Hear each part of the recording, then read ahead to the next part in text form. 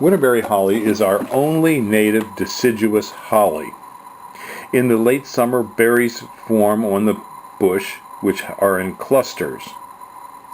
As fall progresses, the color of the winterberry turns to a red foliage which soon drops, leaving nothing but red berries on the stems of the winterberry. As the berries ripen during the winter, they turn darker, still clinging to the plant. And when the snows are just deepest, that is usually when the winterberry holly is ready for birds to eat. It stands out above the heavy, deep snows that occur in the northeast. The winterberry holly is usually found in wetland soils. It's a very easy to grow bush. It grows to about 10 feet high depending upon the cultivar, and is also moderately deer resistant, offering you an affordable way to feed birds in the late winter.